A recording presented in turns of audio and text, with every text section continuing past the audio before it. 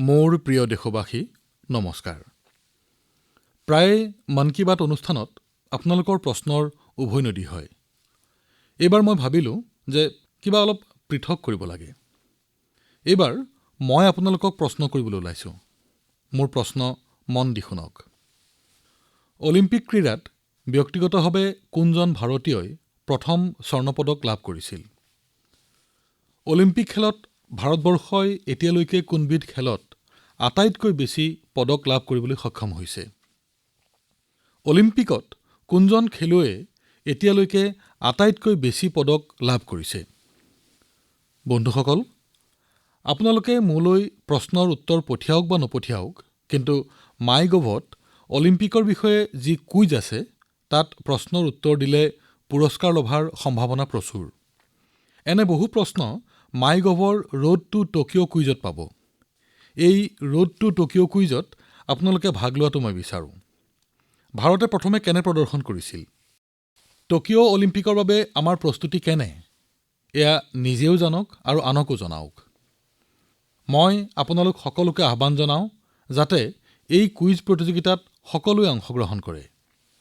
বন্ধুসকল, যিহেতু টকিঅ' অলিম্পিকৰ প্ৰসংগ আহিছে, আমিনো কিংবদন্তি খেলুৱৈ মিলখা সিঙৰ কথা কেনেকৈ পাহৰিব পাৰোঁ?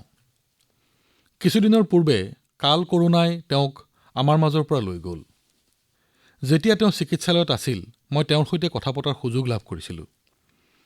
কথা পতাৰ মাজতে মই সুধিছিলোঁ, আপুনি 1964 চনৰ টকিঅ' অলিম্পিকত ভাৰতক প্ৰতিনিধিত্ব কৰিছিল। গতিকে এইবাৰ টকিঅ' অলিম্পিকলৈ যাবলৈ ওলোৱা খেলুৱৈসকলৰ মনোবল বঢ়াব লাগে, আপোনাৰ বাৰ্তাৰ দ্বাৰা তেওঁলোকক প্ৰেৰণা যোগাব লাগে। ক্ৰীড়াৰ প্ৰতি থকা তেওঁৰ আৱেগ আৰু সমৰ্পণ ইমান গভীৰ আছিল যে তৎক্ষণাৎ তেওঁ মান্তি হৈছিল। কিন্তু আমাৰ এই দুৰ্ভাগ্য যে নিয়তিয়ে তেওঁক আমাৰ মাজৰ পৰা কাঢ়ি লৈ গ'ল। মোৰ আজিও মনত আছে, 2014 চনত তেওঁ চুৰাটলৈ আহিছিল। আমি এটা নৈশ মাৰাথন দৌৰৰ শুভাৰম্ভ কৰিছিলোঁ। সেই সময়ত তেওঁৰ সৈতে যি কথা বতৰা হৈছিল, খেলা-ধূলাৰ বিষয়ে যি আলাপ হৈছিল, তাৰ পৰা মই খুবেই প্ৰেৰণা লাভ কৰিছিলোঁ। আমি সকলোৱে জানো, মিলখা সিঙৰ সমগ্ৰ পৰিয়ালেই ক্ৰীড়াৰ প্ৰতি সমৰ্পিত আৰু ভাৰতৰ গৌৰৱ বৃদ্ধিত যথেষ্ট অৰিহণা থকা। বন্ধুসকল, যেতিয়া টেলেণ্ট, ডেডিকেশ্যন, ডিটাৰমিনেশ্যন আৰু স্পৰ্টছমেন স্পিৰিট একেলগ হয়, তেতিয়াহে এজন চেম্পিয়ন হ'বলৈ সক্ষম হয়। আমাৰ দেশৰ অধিকাংশ খেলুৱৈ সৰু সৰু চহৰ, চুবুৰী আৰু গাঁৱৰ পৰা আহে।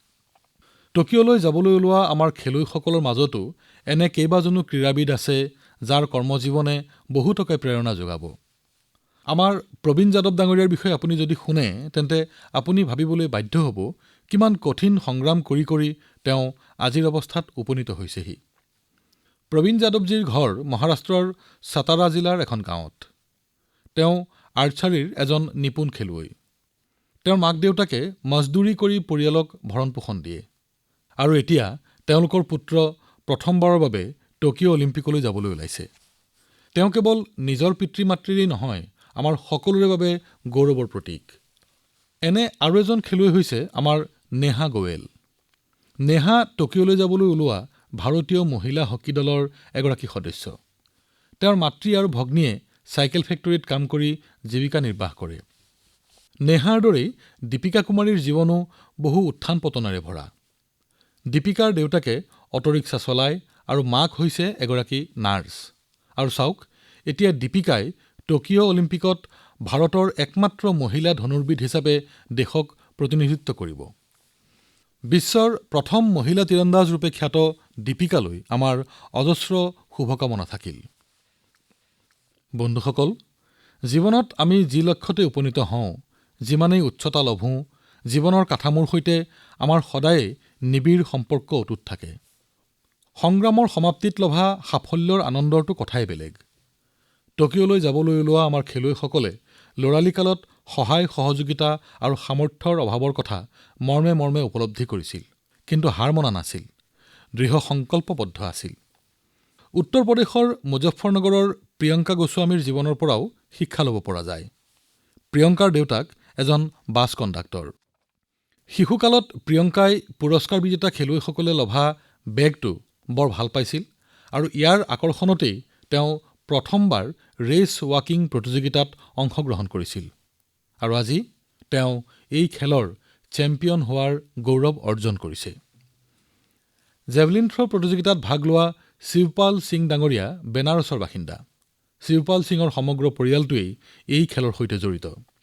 এখেতৰ পিতাক, খুৰাক আৰু ভায়েক জেভলিন থ্ৰত সিদ্ধহস্ত। পৰিয়ালৰ এই পৰম্পৰাই টকিঅ' অলিম্পিকত তেওঁক যথেষ্ট সহায় কৰিব।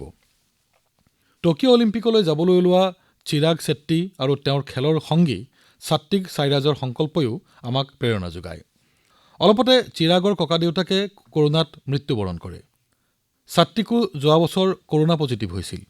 কিন্তু এই জটিল সময়ৰ পাছতো এওঁলোক দুজনে মেন্স ডাবল শ্বাটল কম্পিটিশ্যনত নিজক সম্পূৰ্ণ উজাৰি দিবলৈ সাজু হৈছে। আৰু এজন খেলুৱৈৰ সৈতে মই আপোনালোকক চিনাকি কৰি দিওঁ।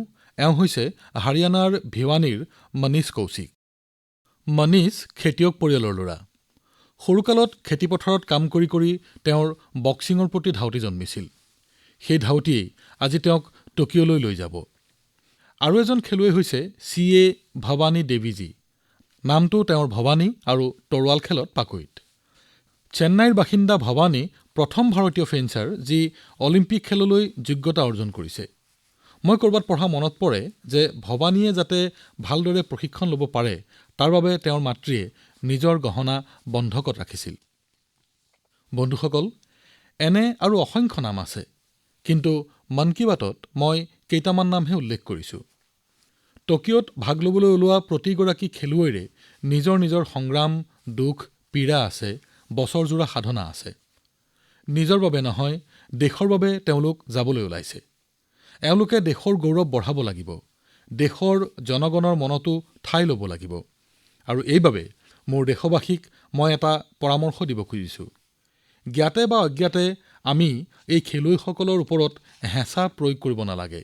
বৰং মুক্ত মনেৰে এওঁলোকক সংগ দিয়ক, যাতে তেওঁলোক উৎসাহিত হয়।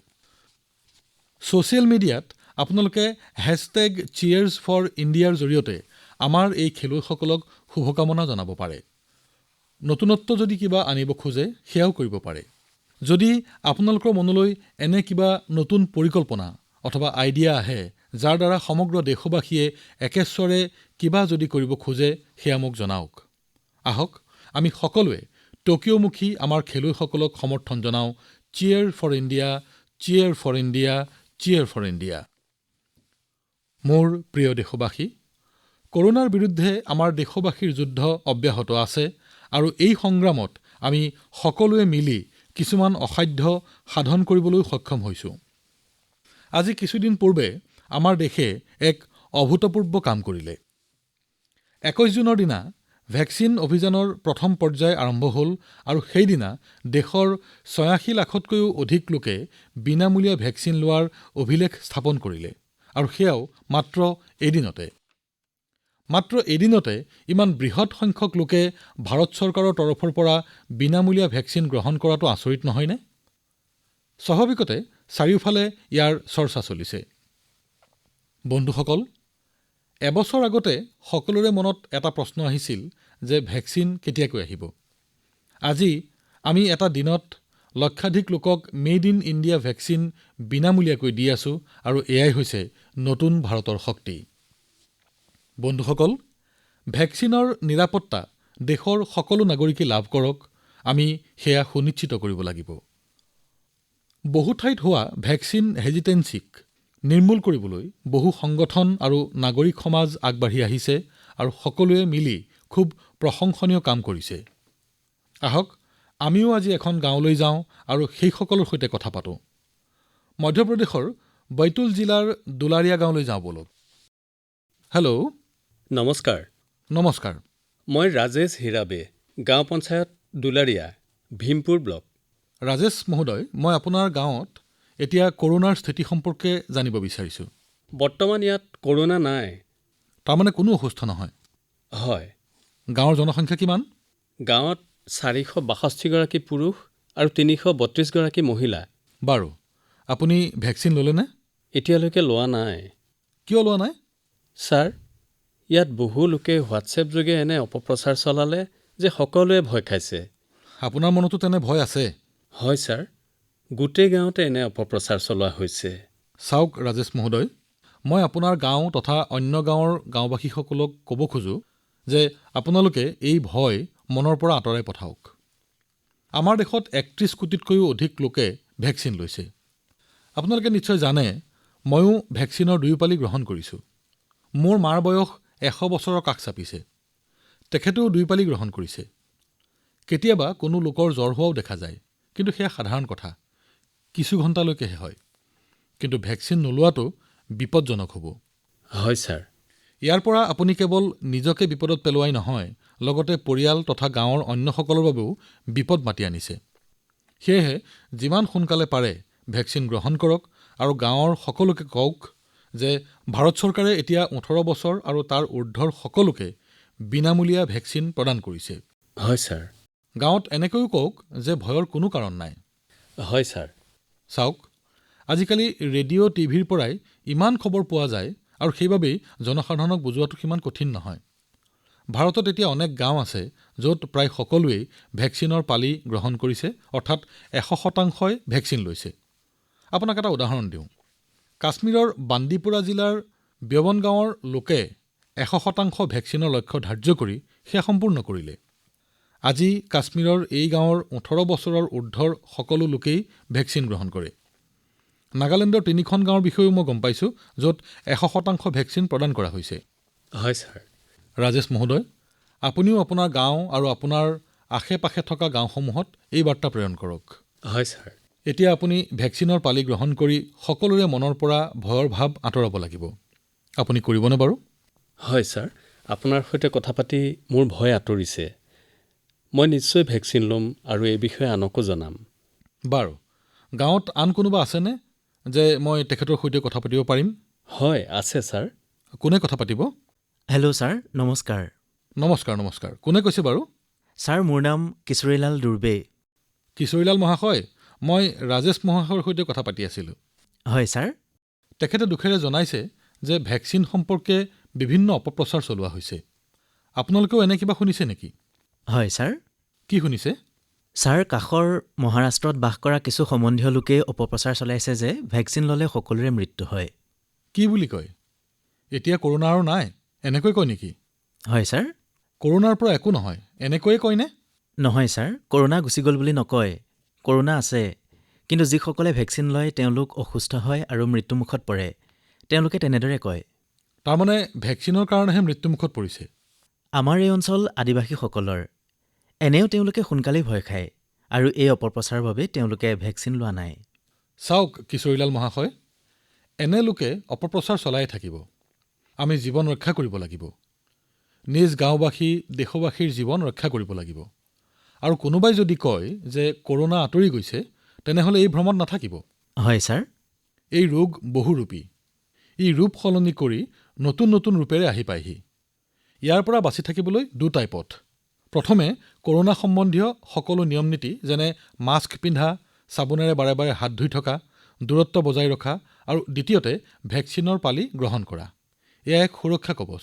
গতিকে এই বিষয়েও চিন্তা কৰক। হয় ছাৰ। যেতিয়া কোনো মানুহে আপোনাৰ সৈতে কথা পাতে, তেতিয়া আপুনি তেওঁলোকক বুজাই কয়নে? নে আপুনিও উৰাবাতৰিত যোগ দিয়ে?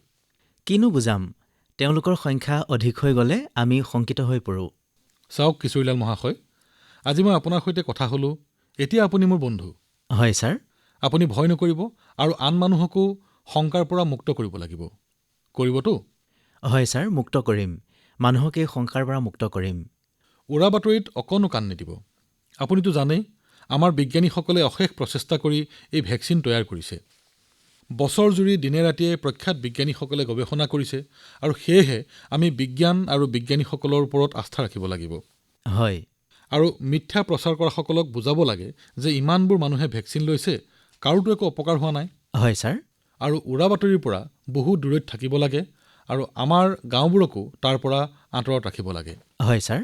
ৰাজেশ আৰু কিশোৰীলাল মহাশয়, আপোনালোকৰ দৰে বন্ধুসকলক মই কওঁ যে আপোনালোকে কেৱল নিজ গাঁৱতেই নহয়, অন্য গাঁৱলৈকো গৈ এই উৰাবাতৰি প্ৰতিৰোধ কৰাৰ কাম কৰক আৰু মানুহবোৰক কওক যে মোৰ সৈতে আপোনালোকৰ কথা হৈছে। হয় ছাৰ। কৈ দিব, মোৰ নাম কৈ দিব। কম ছাৰ, মানুহক বুজাম আৰু নিজেও বুজনি ল'ম। আপোনালোকৰ গাঁওবাসীক মোৰ শুভকামনা জনাব। হয় ছাৰ। আৰু সকলোকে ক'ব যাতে নিজৰ পাল অহাৰ সময়ত ভেকচিন যেন লয়েই। ঠিক আছে ছাৰ। মই আশা কৰিম যে আমাৰ গাঁৱৰ মহিলাসকল, আই আৰু ভনীসকল এই কামত অধিকভাৱে জড়িত হ'ব। হয়। কেতিয়াবা আই ভনীসকলে কোৱা কথাও মানুহে সহজে মানি লয়। আপোনাৰ গাঁৱত টীকাকৰণ সম্পূৰ্ণকৈ হৈ গ'লে মোক আপুনি জনাবনে? হয়, জনাম ছাৰ। নিশ্চয়কৈ জনাবতো। হয় ছাৰ। চাওক, মই আপোনাৰ চিঠিৰ বাবে অপেক্ষা কৰিম। হয় ছাৰ। ভাল বাৰু ৰাজেশ আৰু কিশোৰ মহাশয়, বহুত বহুত ধন্যবাদ জনালোঁ। আপোনালোকৰ সৈতে কথা পতাৰ সুযোগ পালোঁ। ধন্যবাদ ছাৰ, আপুনি আমাৰ সৈতে কথা পাতিলে। বন্ধুসকল, কেতিয়াবা পৃথিৱীৰ কোনো গৱেষকৰ বাবে যেতিয়া বিষয় অধ্যয়নৰ প্ৰশ্ন আহিব, তেতিয়া ভাৰতৰ গঞা জনসাধাৰণে, আমাৰ বনবাসী আদিবাসী ভাই ভনীসকলে এই কৰোনাৰ সময়খিনিত কিদৰে আত্মসামৰ্থ্য আৰু প্ৰজ্ঞাৰ পৰিচয় দিলে, সেয়া অধ্যয়নৰ বিষয়বস্তু হ'ব। গাঁৱৰ লোকসকলে নিজেই কোৱাৰেণ্টাইন কেন্দ্ৰ স্থাপন কৰিছিল। স্থানীয় প্ৰয়োজনলৈ লক্ষ্য ৰাখি নিজ নিজ কভিড প্ৰট'কল সৃষ্টি কৰিছিল। গাঁৱৰ লোকসকলে কোনো মানুহকেই অনাহাৰে থাকিবলৈ দিয়া নাছিল। খেতিবাতিৰ কামো চলাই গৈছিল। ওচৰৰ চহৰসমূহলৈ গাখীৰ পাচলি আদি প্ৰতিদিনেই যোগান ধৰিছিল, অৰ্থাৎ নিজকে নিশ্চয়তা দিয়াৰ লগতে অইনৰো জীৱন সুনিশ্চিত কৰিছিল। ভেকচিনেশ্যন অভিযানতো আমি এইদৰেই জড়িত হ'ব লাগিব। আমি সজাগ হ'ব লাগিব আৰু সজাগ কৰিবও লাগিব। গাঁৱৰ প্ৰত্যেকজন ব্যক্তিয়ে যাতে ভেকচিন লয়, সেইটো আমাৰ লক্ষ্য হ'ব লাগে। আপুনি নিজেই নিজকে প্ৰশ্ন কৰি চাওকচোন, সকলোৱে জীৱনত সফল হ'ব খোজে, কিন্তু সফলতাৰ মূল মন্ত্ৰনো কি? নিৰ্ণায়ক সফলতাৰ মন্ত্ৰ হৈছে অহৰহ প্ৰচেষ্টা। সেইবাবে আমি অলস হ'ব নালাগিব, কোনো ভ্ৰান্ত ধাৰণাৰ বশৱৰ্তী হ'ব নালাগিব। আমি নিৰন্তৰ প্ৰচেষ্টা চলাব লাগিব, কৰোনাৰ বিৰুদ্ধে জয়লাভ কৰিব লাগিব। মোৰ প্ৰিয় দেশবাসীসকল, আমাৰ দেশত এতিয়া মৌচুমী বতৰৰ আগমন হৈছে। মেঘ যেতিয়া বৰষে, তেতিয়া মাত্ৰ আমাৰ বাবেই নহয়, আহিব ধৰা প্ৰজন্মৰ বাবেও বৰষে। বৰষুণৰ পানী ভূগৰ্ভলৈ গৈ তাৰ জলস্তৰো উন্নত কৰে। সেইবাবে মই জল সংৰক্ষণক দেশ সেৱাৰ এটি দিশ বুলি গণ্য কৰোঁ। আমি দেখিছোঁ যে আমাৰ মাজৰে বহুতেই এই পুণ্যকৰ্মক নিজৰ দায়িত্ব হিচাপে গ্ৰহণ কৰিছে। এনে এগৰাকী ব্যক্তি হৈছে উত্তৰাখণ্ডৰ পৌৰী গাৰৱাল অঞ্চলৰ সচ্চিদানন্দ ভাৰতী মহাশয়। তেখেত এগৰাকী শিক্ষক আৰু তেখেতে নিজ কাৰ্যৰ মাধ্যমেৰেও মানুহক শিক্ষাদান কৰে। আজি তেখেতৰ প্ৰচেষ্টাতেই পৌৰী গাৰৱালৰ উফৰেখাল অঞ্চলত পানীৰ সমস্যাৰ অন্ত পৰিছে। যি ঠাইত এসময়ত জলসংকট আছিল, তাত আজি গোটেই বছৰজুৰি পানী উভৈনদী হৈছে। বন্ধুসকল, পৰ্বতীয় অঞ্চলত জল সংৰক্ষণ কৰাৰ এটি পাৰম্পৰিক পদ্ধতিক ছালখাল বুলি কোৱা হয়, অৰ্থাৎ পানী জমা কৰাৰ বাবে খাল খন্দা। এই পৰম্পৰাৰ সৈতে ভাৰতী মহাশয়ে কিছু নতুন পদ্ধতি সংযোজন কৰে। তেখেতে বহুতো সৰু ডাঙৰ পুখুৰী খন্দায়। ইয়াৰ দ্বাৰা উফৰেখালৰ পাহাৰবোৰ সেউজেৰে ভৰি পৰাৰ লগতে মানুহৰ খোৱা পানীৰ সমস্যাও দূৰ হয়। আপুনি শুনি আচৰিত হ'ব যে ভাৰতী মহাশয়ে এনে ৩০,০০০ৰো অধিক পুখুৰী খান্দি উলিয়াইছে। ৩০,০০০। তেখেতৰ এই কাম এতিয়াও চলি আছে আৰু ই অনেক লোকক প্ৰেৰণা যোগাইছে। বন্ধুসকল, এই ধৰণেৰে উত্তৰ প্ৰদেশৰ বাঁদা জিলাৰ আন্ধাও গাঁৱৰ লোকসকলে অন্য এক ধৰণৰ প্ৰচেষ্টা চলাইছে। তেওঁলোকে এই অভিযানৰ এটি অতি মনোগ্ৰাহী নাম দিছে, খেতিৰ পানী খেতিলৈ, গাঁৱৰ পানী গাঁৱতেই। এই অভিযানত গাঁৱৰ কেইবাশ বিঘা খেতিৰ মাটিত ওখ বান্ধ সজা হৈছে।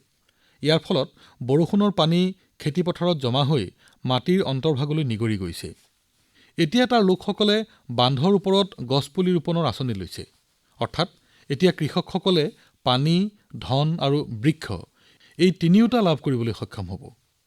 এনে শুভ কাৰ্যৰ যোগেদি এওঁলোক দূৰ দূৰণিলৈ জনাজাত হৈ পৰিছে।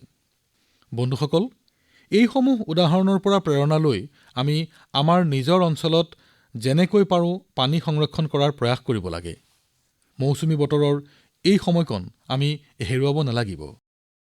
মোৰ প্ৰিয় দেশবাসীসকল, আমাৰ শাস্ত্ৰত কোৱা হৈছে, পৃথিৱীত এনে কোনো উদ্ভিদ নাই যাৰ কিবা নহয় কিবা ঔষধি গুণ নাই।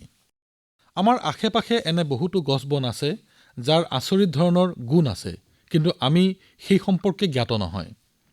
নৈনিতালৰ এগৰাকী বন্ধু পৰিতোষে মোক এনে বিষয় লৈ এখন পত্ৰ প্ৰেৰণ কৰিছে। তেওঁ লিখিছে যে গিলৈ আৰু অন্য কেইবিধমান উদ্ভিদৰ ঔষধি গুণ সম্পৰ্কে তেওঁ কৰোনা মহামাৰীৰ প্ৰাদুৰ্ভাৱৰ পিছতহে জানিব পাৰিছে। তেওঁ মোক অনুৰোধ কৰিছে যে মই মোৰ মন কী বাতৰ জৰিয়তে শ্ৰোতাসকলক আহ্বান জনাওঁ যে তেওঁলোকে যাতে আশে-পাশে থকা গছ-গছনি উদ্ভিদ আদি সম্পৰ্কে জ্ঞান আহৰণ কৰে আৰু আন লোককো এই বিষয়ে জনায়। দৰাচলতে এয়াটো আমাৰ শতিকা পুৰণি পৰম্পৰা আৰু ইয়াক আমিয়েই বৰ্তাই ৰাখিব লাগিব। এই দিশত অতি প্ৰশংসনীয় কাম কৰাৰ উদাহৰণ দাঙি ধৰিছে মধ্যপ্ৰদেশৰ চাটনা জিলাৰ বন্ধু শ্ৰীমান ৰামলোটন কুশৱাহা ডাঙৰীয়াই। ৰামলোটন মহাশয়ে নিজৰ কৃষিভূমিত এটি দেশী যাদুঘৰ স্থাপন কৰিছে।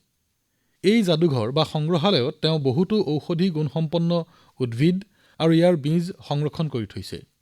তেওঁ এইবোৰ দূৰ-দূৰণিৰ পৰা সংগ্ৰহ কৰি আনিছে। ইয়াৰ বাহিৰেও তেওঁ প্ৰতি বছৰে বহুবিধ দেশীয় পাচলিৰ খেতি কৰে। ৰামলোটন মহাশয়ৰ এই শস্য উদ্যান আৰু সংগ্ৰহালয় চাবলৈ বহু লোক আহে আৰু তেওঁলোকে বহু কথা শিকিবলৈ পায়। আৰু এটা লাভ হ'ব, স্থানীয় গছ-গছনিৰ জৰিয়তে আপোনাৰ অঞ্চলটোৰ এটা পৰিচয় গঢ় লৈ উঠিব। মোৰ প্ৰিয় দেশবাসীসকল, কেইদিনমান পাছতে ১ জুলাইৰ দিনা আমি ৰাষ্ট্ৰীয় চিকিৎসক দিৱস উদযাপন কৰিম। এই দিনটো ভাৰতৰ মহান চিকিৎসক ডাক্তৰ বি.চি. ৰায়ৰ জন্মদিন। কৰোনা মহামাৰীৰ সময়ত চিকিৎসকসকলৰ অৰিহণাৰ বাবে আমি তেখেতসকলৰ ওচৰত কৃতজ্ঞ। তেখেতসকলে নিজৰ জীৱনকো তুচ্ছ কৰি আমাৰ সেৱা কৰি গৈছে। সেয়েহে এইবাৰৰ এই দিৱসৰ গুৰুত্ব আৰু বেছি। বন্ধুসকল, চিকিৎসা জগতৰ আটাইতকৈ সন্মানিত ব্যক্তি হিপ'ক্ৰেটিছে কৈছিল, "Wherever the art of medicine is loved, there is also a love of humanity." অৰ্থাৎ যি ঠাইত চিকিৎসা কলাৰ প্ৰতি প্ৰেম থাকে, সেই ঠাইত মানৱতাৰ প্ৰতিও প্ৰেম থাকে। এই প্ৰেমৰ শক্তিৰেই চিকিৎসকসকলে আমাৰ সেৱা কৰি যায়। সেইবাবেই সেই একে প্ৰেমেৰে আমি তেখেতসকলক ধন্যবাদ জনোৱাটো আমাৰ দায়িত্ব। আমাৰ দেশত কেইবাজনো লোকে চিকিৎসকসকলক সহায় কৰিছে। শ্ৰীনগৰৰ এনে এজন লোকৰ বিষয়ে মই জানিব পাৰিছোঁ।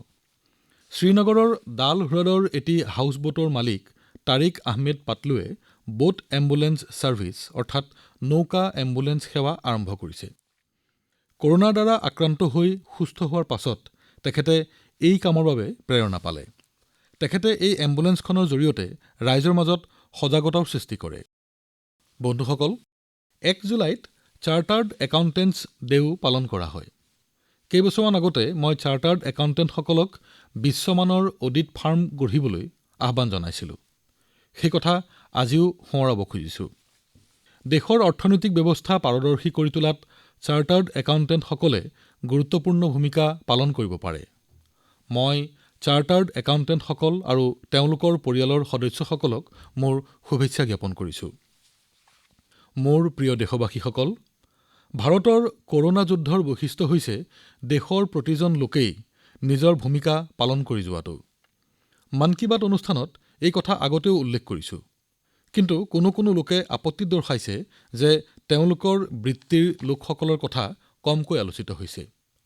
আচলতে বেংকৰ কৰ্মচাৰী, দোকানী, দোকানৰ কৰ্মচাৰী, ছিকিউৰিটি ৱাচমেন, ডাকঘৰৰ কৰ্মচাৰীসকল আদি বহু বেলেগ বেলেগ বৃত্তিৰ লোকে এই সময়ত তেওঁলোকৰ ভূমিকা পালন কৰি গৈছে।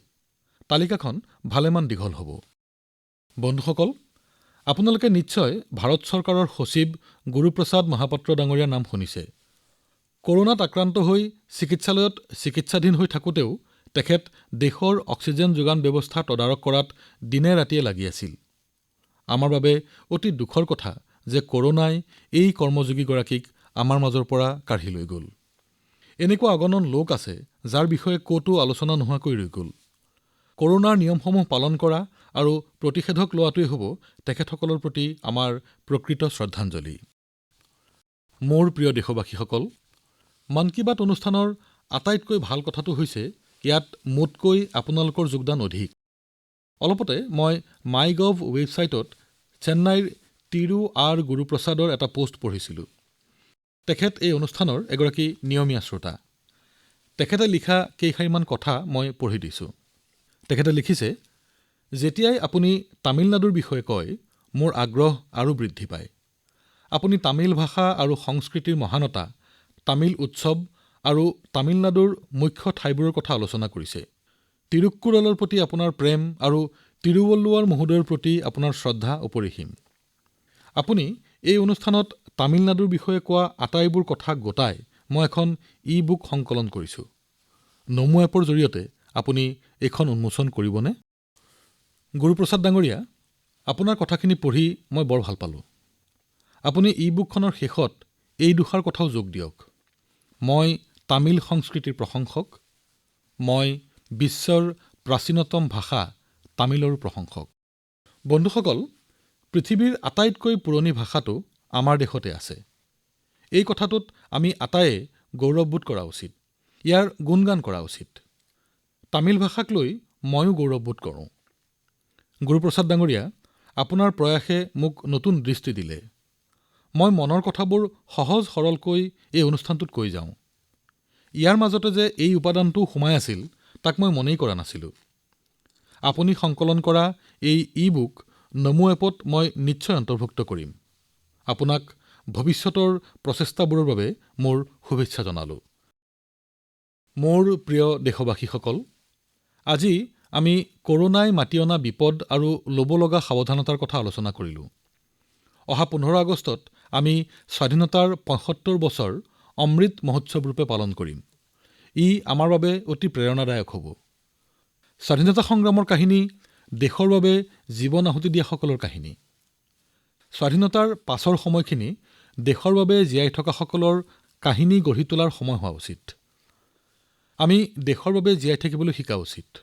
আমাৰ মন্ত্ৰ হোৱা উচিত, প্ৰথমে ভাৰত। আমাৰ সকলো সিদ্ধান্তৰ আধাৰ হোৱা উচিত, প্ৰথমে ভাৰত।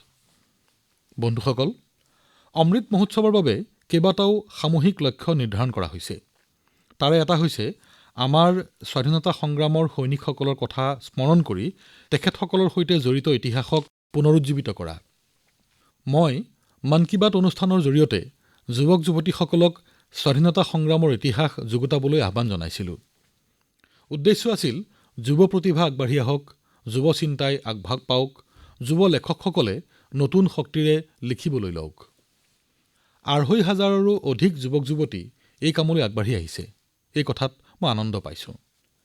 ২১ শতিকাত উপজা যুৱক-যুৱতীয়ে ১৯-২০ শতিকাৰ বিষয়ে লিখিবলৈ লোৱাটো অন্তৰ চুই যোৱা কথা। তেওঁলোকে হিন্দী, ইংৰাজী, তামিল, কানাড়া, বাংলা, তেলেগু, মাৰাঠী আদি বিভিন্ন ভাষাত স্বাধীনতা সংগ্ৰামৰ বিষয়ে লিখিব। ই এক শুভ আৰম্ভণি। আপোনালোক আটাইকে অনুৰোধ জনাইছোঁ, যেনেদৰে পাৰে এই অমৃত মহোৎসৱৰ সৈতে জড়িত হওক। স্বাধীনতাৰ ৭৫ বছৰত উদযাপন কৰিবলৈ লোৱা এই অনুষ্ঠানৰ সাক্ষী হ'বলৈ পোৱাটো আমাৰ বাবে সৌভাগ্যৰ কথা। অহাবাৰ মন কী বাত অনুষ্ঠানত অমৃত মহোৎসৱৰ আন আয়োজনৰ বিষয়েও কথা পাতিম। আপোনালোক কুশলে থাকক, কৰোনা প্ৰতিৰোধৰ নিয়মবোৰ মানি চলি আগবাঢ়ি যাওক, নতুন নতুন প্ৰচেষ্টাৰে দেশখনক আগুৱাই লৈ যাওক। এই শুভকামনা জ্ঞাপন কৰিলোঁ। বহুত বহুত ধন্যবাদ।